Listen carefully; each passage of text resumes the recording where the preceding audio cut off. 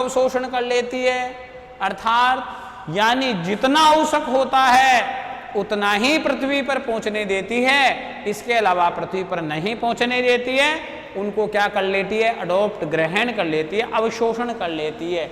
और जब उनका अवशोषण कर लेती है, सौर विकिरण का उतना ही भाग पृथ्वी पर पहुंचने देती है जितना पृथ्वी के लिए आवश्यक, जितना पृथ्वी के लिए आवश्यक और पृथ्वी के लिए क्या होता है? उपयोगी होता है, उतने ही भाग को यहाँ पर पहुँचने देती है। जो अतिरिक्त, जो उसका अधिशेष भाग होता है, उस अधिशेष भाग का क्या कर लेती है? अवशोषण करने का कार्य करती है। अगला फैक्ट है, वर्तमान में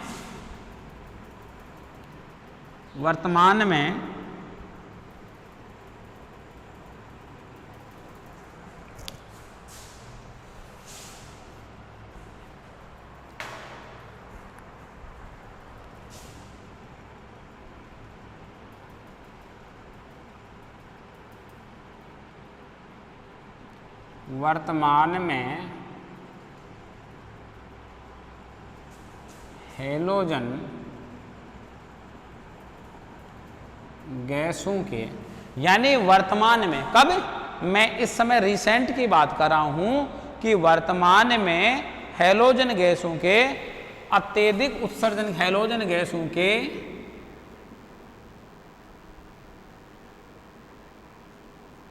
अत्यधिक उत्सर्जन, यानी वर्तमान में, यानी हैलोजन गैसों के अत्यधिक, यानी कौन सी गैसें?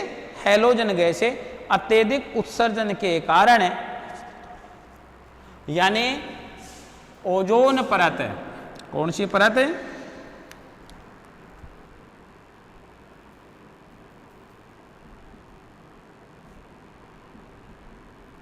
ओजोन परत छिद्रित, होल, ओजोन परत में होल, छिद्रित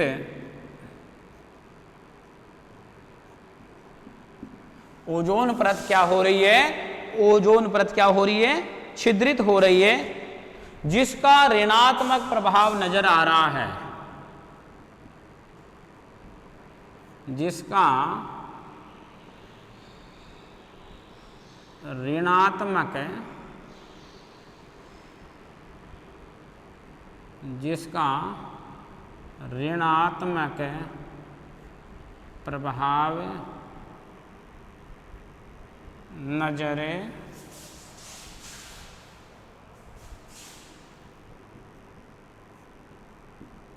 आ रहा है। यानी ऐसी गैसें जो टेम्परेचर को बढ़ाने का कार्य कर रही हैं, यानी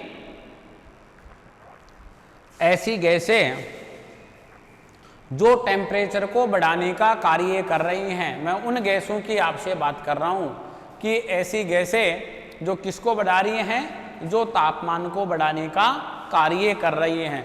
तो उन, यानी तापमान को बढ़ाने वाली यह है हैलोजन गैसें, यह हैलोजन गैसें, इन गैसों का उत्सर्जन, इन गैसों का उत्सर्जन का मीन्स होता है, यानी इन गैसों का इस वायुमंडल में पहुंचना, यानी इनके उत्सर्जन, यानी इनका इस वायुमंडल में पहुंचना, पहुंचने के कारण से जो हमारी ओजोन लेयर है, जो ओजोनोस्फीयर है, वह उसमें क्या होता जा रहा है? यानी उसकी लेयर की मोटाई कम होती जा रही है, यानी वह पतली होती जा रही है, और उसके कारण से उसमें क्या हो रहा है? यानी छिद्रित हो रही है, उसमें छेद हो गया है। इस कारण से जिसका ऋणात्मक प्रभाव नजर आ रहा है। इसका मतलब ऋणात्मक प्रभाव क्या? इसका जिक्र हम ऊपर कर चुके हैं, अर्थात सूर्य से आने वाली अल्ट्रावायलेट रेज का अवशोषण करने का काम ओजोन लेयर करती है।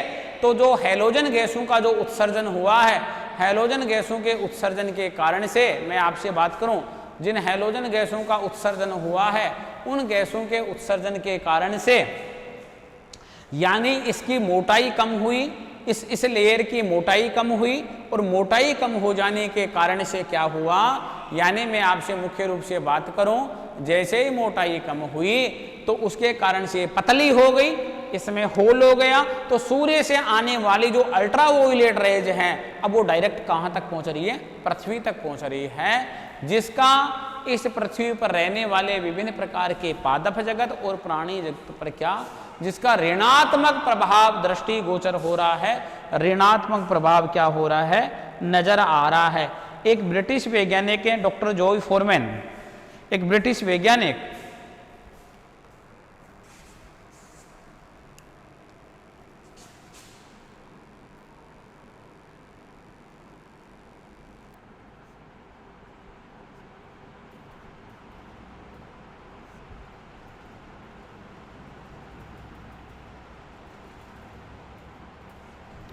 एक ब्रिटिश वैज्ञानिक डॉक्टर जॉय फोरमैन, डॉक्टर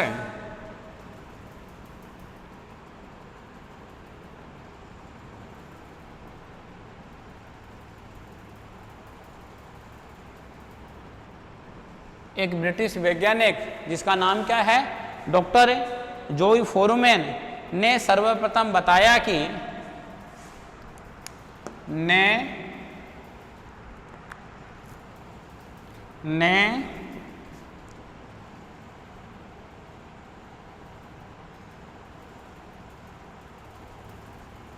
सर्वप्रथम बताया कि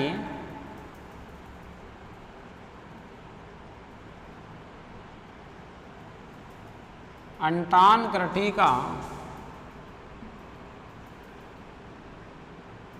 यानी जो ब्रिटिश वैज्ञानिक हैं जिनका नाम है डॉक्टर जॉय फोरमैन ने सर्वप्रथम कौन से महाद्वीप के बारे में जिक्र किया, सर्वप्रथम उन्होंने अंटार्कटिका महाद्वीप के बारे में क्या किया, जिक्र किया कि अंटार्कटिका महाद्वीप के ऊपर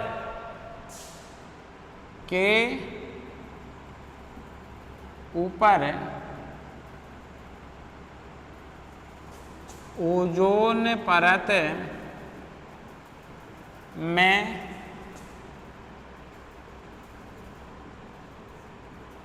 छिद्र हो रहा है। यानी एक जो ब्रिटिश जो वैज्ञानिक हैं, यानी ब्रिटिश वैज्ञानिक का नाम क्या है, यानी ब्रिटिश वैज्ञानिक का नाम है अपने पास में डॉक्टर जॉय फोरमैन। तो डॉक्टर यानी फोरमैन ने क्या कहा, सर्वप्रथम बताया, कौन से महाद्वीप के बारे में बात कर रहा है डॉक्टर जॉय फोरमैन, उन्होंने बात किया अंटार्कटिका महाद्वीप की बात की है। कौन से महाद्वीप की बात की है, अंटार्कटिका महाद्वीप की बात की है। यानी अर्थात मैं ये कह सकता हूं कि डॉक्टर ब्रिटिश वैज्ञानिक डॉक्टर जॉय फोरमैन के अनुसार मैं ये कह सकता हूं कि सबसे पहले ओजोन परत में कहीं पर छेद देखा गया तो अंटार्कटिका महाद्वीप पर छेद देखा गया।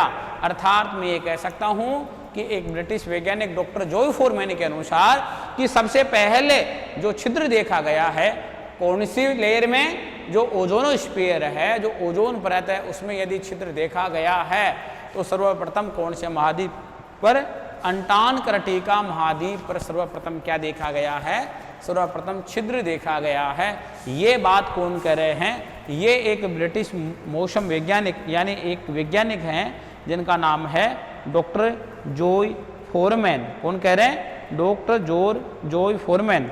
आगे मैं कॉन्सेप्ट को बढ़ाता हूं। आगे कॉन्सेप्ट है डॉक्टर जॉय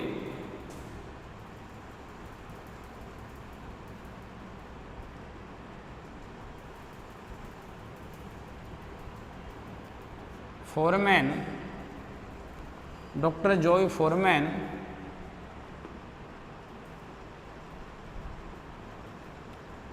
अंटार्कटिका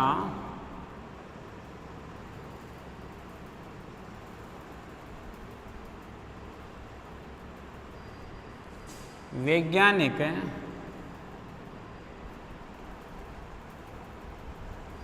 दल के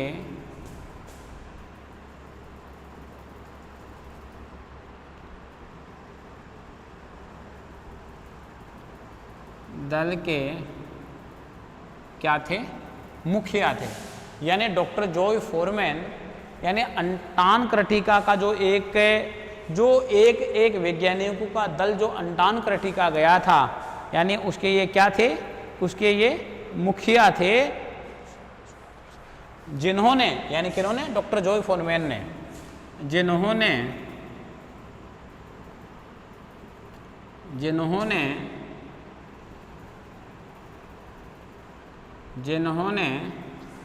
सर्वप्रथम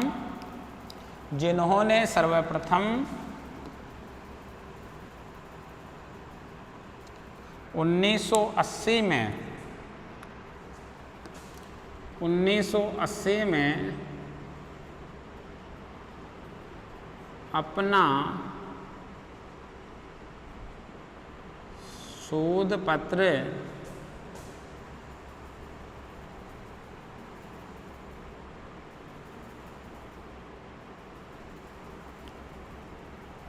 प्रस्तुत किया था, जिन्होंने 1980 में अपना रिसर्च का जो पेपर था, शोध का जो पत्र था, कौन सा पत्र? अपना शोध पत्र। कौन सा पत्र? यानी मैं अपना शोध पत्र, यानी जिन्होंने 1980 में अपना शोध पत्र प्रस्तुत किया था, जो जो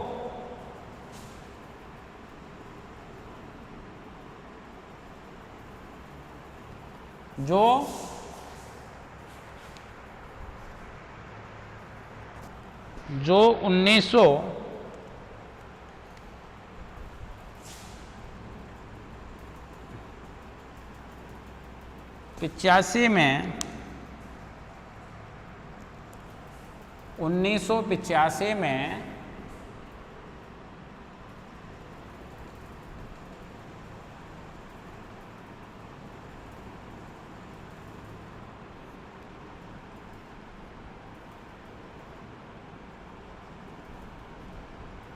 वैज्ञानिक पत्रिका 1985 में वैज्ञानिक पत्रिका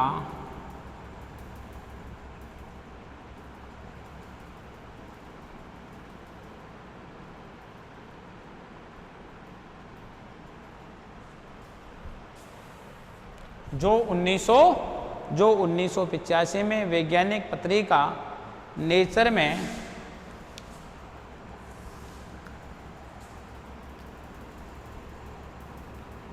नेचर में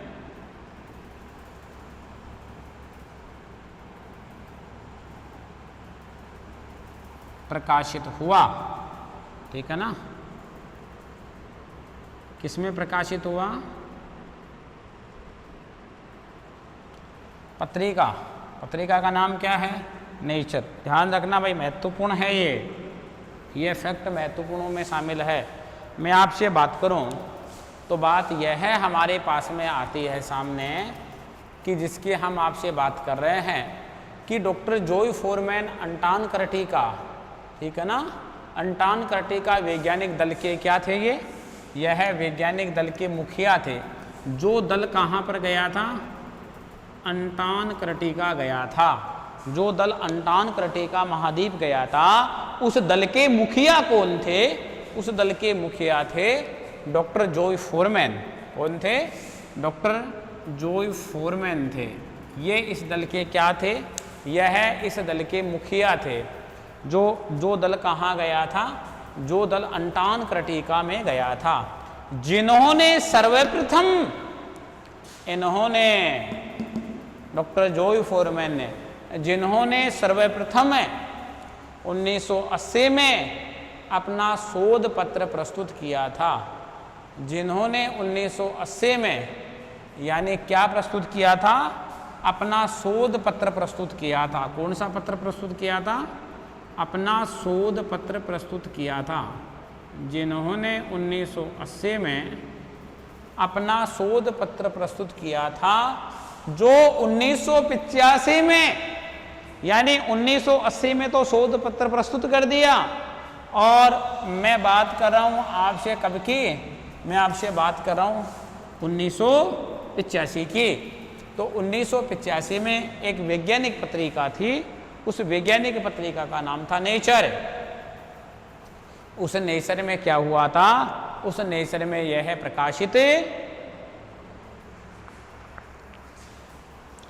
प्रकाशित हुआ था। कौन सा पत्र? यह शोध पत्र क्या हुआ था, प्रकाशित हुआ था उस वैज्ञानिक पत्रिका किसमें, नेचर में। नेचर में यह प्रकाशित हुआ था। हम आगे टॉपिक को बढ़ाते हैं, आगे हम कॉन्सेप्ट को बढ़ाते हैं, इसके बेसिक को आगे बढ़ाते हुए चलते हैं कि जो ओजोन गैस है इसके बारे में, यानी ओजोन गैस की मापक इकाई देखिए आप,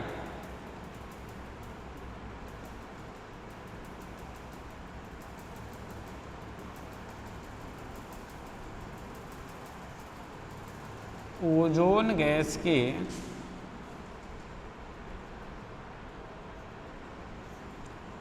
मापक इकाई, ओजोन गैस की मापक इकाई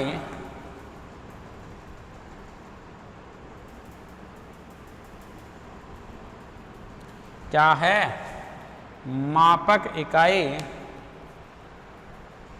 डोप्सन है। क्या है,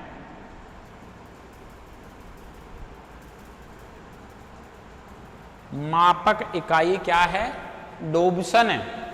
यानी ओजोन गैस को मापने का जो यूनिट है वह यूनिट क्या है, डोप्सन। वह डोप्सन है, ठीक है ना, वह डोप्सन है। यानी इसको मापने की जो इकाई है, यानी इसको मापने की जो इकाई है उस इकाई का नाम क्या है, डोप्सन है। तो देखिए ये हमारे पास में कौन सी गैस थी, ओजोन गैस थी, जिसके बारे में हम आपसे बात कर रहे थे। तो हम मुख्य रूप से आपसे बात करें तो ओजोन गैस जिसका सिंबल O3 है, जो ये प्रकृति में पाई जाती है, तो इसका प्रतिशत है 0.4 है, 0.0006% है ये, ठीक है। ओजोन हमारे वायुमंडल की एक महत्वपूर्ण गैस है। ओजोन गैस का निर्माण ऑक्सीजन के 3 परमाणु यानी एटम से होता है, ठीक है ना, से होता है। जबकि ऑक्सीजन में कितने परमाणु होते हैं, जबकि ऑक्सीजन में 2 ही परमाणु होते हैं। देखिए आप दोनों के मध्य अंतर करिए, किस किस के मध्य, एक तो आप अंतर करिए ओजोन के मध्य, और एक आप अंतर करिए किसके मध्य, एक आप अंतर करिए ऑक्सीजन के मध्य। तो ऑक्सीजन में तो 2 परमाणु होते हैं और ओजोन में 3 परमाणु होते हैं। इसी कारण से ओजोन को त्रि-एटॉमिक के रूप में भी जाना जाता है। किस रूप में जाना जाता है, त्रि-एटॉमिक के रूप में, यानी त्रि-एटॉमिक के रूप में भी जाना जाता है। ओजोन का निर्माण ऊपरी वायुमंडल में होता है। ओजोन का निर्माण कहाँ पर होता है, ओजोन का निर्माण मुख्य रूप से कौन से वायुमंडल में होता है, ऊपरी वायुमंडल में होता है। इसकी सर्वाधिक सांद्रता जहां ये पाई जाती है, जहां इसकी बहुतायिता मात्रा पाई जाती है, वह 10 किलोमीटर से 50 किलोमीटर के मध्य है। ओजोन गैस का सर्वाधिक सांद्रण जो ओजोन गैस है, इस ओजोन गैस का जो सर्वाधिक सांद्रण है वह समताप मंडल में है। ये बात यहाँ तक तो हमारी क्लियर है कि साहब समताप मंडल में है। हम इस चीज़ को तो मानते हैं कि साहब समताप मंडल में है, ठीक है। लेकिन इसके आगे की भी तो हम बात करें ना, हम इसके आगे की भी तो बात करें ना कि इसके आगे क्या है। हमने समताप मंडल को, स्ट्रेटोस्फीयर को हमने 3 भागों में बांटा, अपर में बांटा, मिड में बांटा और डाउन में बांटा। तो समताप मंडल का जो निचला भाग है, कौन सा भाग है, समताप मंडल का जो निचला भाग है, अर्थात मैं उसकी बात कर रहा हूं, उसमें आपसे निचले भाग की बात कर रहा हूं। उस निचले भाग में इसकी बहुतायित मात्रा पाई जाती है। ओजोन एक अक्रिय गैस है, अर्थात ऊंचाई के साथ, यदि मैं ओजोन की बात करूं तो ओजोन ऊंचाई के साथ विरल होती जाती है, अर्थात इसकी मात्रा क्या होती जाती है, इसकी मात्रा घटती जाती है। जैसे जैसे हम ऊंचाई की ओर बढ़ेंगे वैसे वैसे इसकी मात्रा क्या होती जाएगी, वैसे वैसे इसकी मात्रा कम होती जाएगी। अर्थात जलवायु की दृष्टि से इसका विशेष महत्व है। किसकी दृष्टि से? जलवायु की दृष्टि से इसका विशेष महत्व है। ओजोन परत सूर्य से आने वाली पराबैंगनी किरणों, अल्ट्रावायलेट रेज, अर्थात ओजोन परत सूर्य से निकलने वाली पराबैंगनी किरणों यानी अल्ट्रावायलेट रेज का आंशिक अवशोषण कर लेती है और सौर विकिरण का उतना ही भाग पृथ्वी पर भेजती है जितना आवश्यक और उपयोगी होता है। उतना ही भाग कहाँ पर आ पाता है? पृथ्वी पर आ पाता है। यानी वर्तमान में हैलोजन गैसों के अत्यधिक उत्सर्जन के कारण ओजोन परत छिद्रित हो रही है। हैलोजन गैसें ऐसी गैसें जो पृथ्वी के टेम्परेचर को, इस वायुमंडल के टेम्परेचर को बढ़ाने का काम कर रही हैं। मैं उन हैलोजन गैसों की आपसे बात कर रहा हूँ, उन गैसों की मैं आपसे बात कर रहा हूँ। तो हैलोजन गैसों के अत्यधिक उत्सर्जन के कारण ओजोन परत छिद्रित हो रही है, जिसका ऋणात्मक है, जिसका कौन सा प्रभाव? जिसका ऋणात्मक प्रभाव नजर आ रहा है। जिसका कौन सा प्रभाव नजर आ रहा है? जिसका ऋणात्मक प्रभाव नजर आ रहा है। डॉक्टर जोई फोरमैन जो एक ब्रिटिश वैज्ञानिक थे, इन्होंने सर्वप्रथम ऐसा कहा कि अंटार्कटिका महाद्वीप पर जो ओजोन परत पाई जाती है उसमें क्या हो रहा है? उसमें छिद्र हो रहा है, उसमें छेद होता जा रहा है। अर्थात एक वैज्ञानिकों का एक दल अंटार्कटिका गया था, यानी एक वैज्ञानिकों का दल अंटार्कटिका गया था। उस दल के ये मुखिया थे। कौन? ये ब्रिटिश वैज्ञानिक डॉक्टर जोई फोरमैन, यह है उस दल के क्या थे? उस दल के ये मुखिया थे, जिन्होंने सर्वप्रथम 1980 में अपना शोध पत्र प्रस्तुत किया था। अपना रिसर्च जो पेपर है, यानी जो रिसर्च जो यानी पेपर वो प्रस्तुत किया था, जो 1985 में वैज्ञानिक पत्रिका नेचर में प्रकाशित हुआ। और इनका ये 1980 का भेजा हुआ शोध पत्र 1985 में 1985 में जो वैज्ञानिक पत्रिका थी, यानी उस वैज्ञानिक पत्रिका नेचर में इनका ये प्रकाशित हो जाता है। ओजोन गैस की जो मापने की इकाई है, उस मापने की इकाई को हम किस नाम से जानते हैं? हम डोप्सन के नाम से जानते हैं।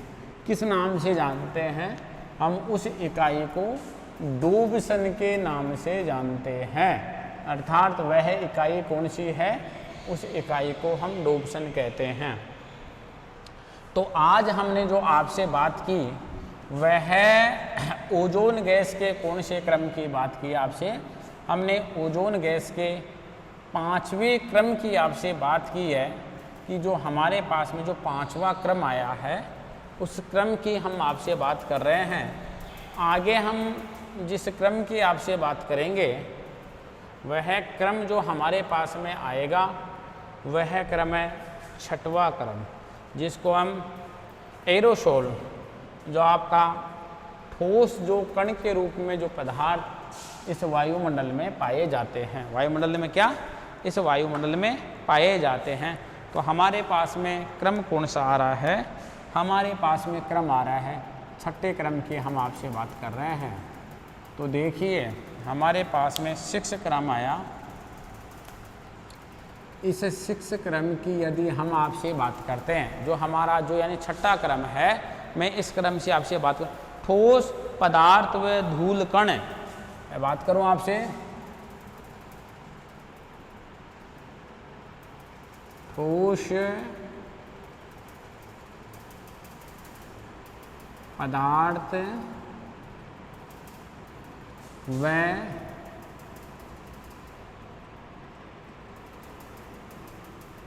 धूल कण। जो ठोस पदार्थ और जो धूल कण हमारे पास में आ रहे हैं, उन्हीं ठोस पदार्थों को, किसको? उन्हीं ठोस पदार्थों को एरोसोल कहते हैं।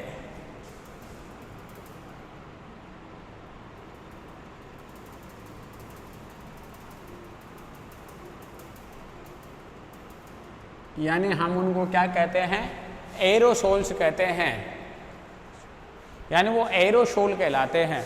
यानी ठोस जो पदार्थ व धूल के कण हैं, यानी जो डस्ट के जो पार्टिक्यूलेट हैं, यानी मैं उनकी बात करें, उनको मैं आपके सामने संबोधित करूंगा तो मैं किस नाम से संबोधित करूंगा, मैं उनको संबोधित करूंगा एरोसोल के नाम से।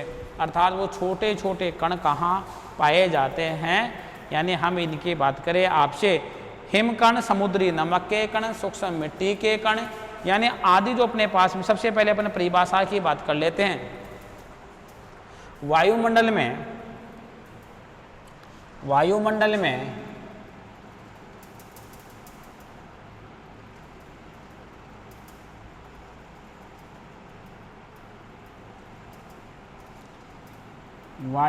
में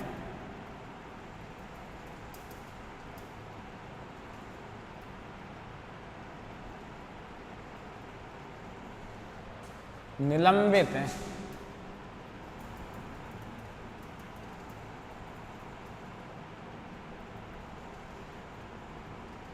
वायुमंडल में क्या, वायुमंडल में निलंबित क्या, वायुमंडल में निलंबित क्या, यानी वायुमंडल में निलंबित कणकीय पदार्थों, यानी वायुमंडल में निर्मित या निलंबित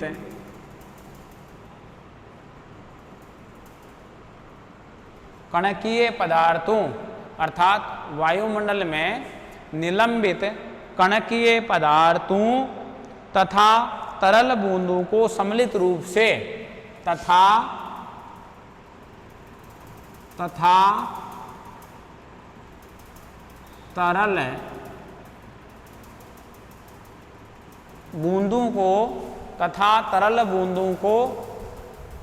तरल बूंदों को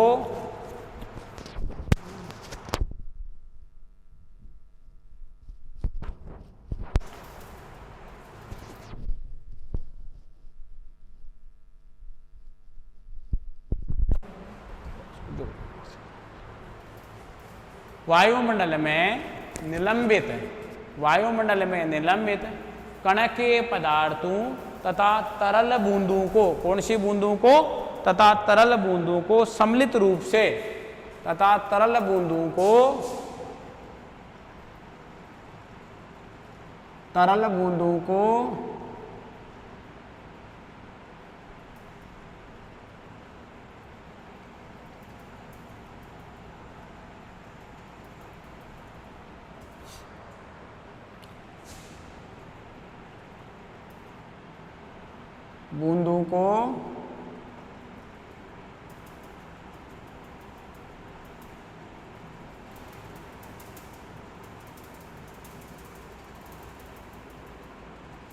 सम्मिलित रूप से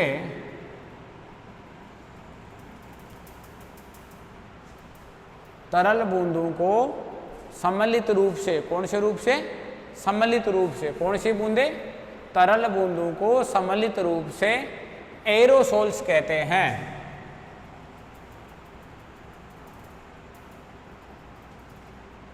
एरोसोल कहते हैं।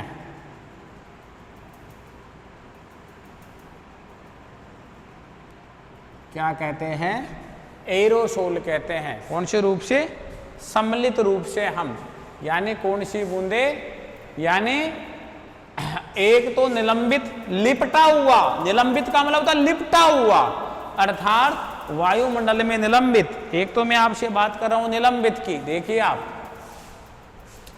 यदि मैं निलंबित कणकीय पदार्थों की आपसे बात करूं, निलंबित कणकीय पदार्थ और तरल बूंदे, कौन सी बूंदे, तरल बूंदे, यानी ये जो निलंबित जो तरल पदार्थ, यानी ये जो निलंबित जो कणकीय पदार्थ हैं, तो इनको मैं कह सकता हूं सस्पेंडेड पार्टिकुलेट मैटर, यानी SPM। मैं इनको किस नाम से भी जान सकता हूं, मैं इन पदार्थों को जान सकता हूँ SPM के नाम से भी मैं आपसे संबोधित कर सकता हूँ। तो देखिए आप पदार्थ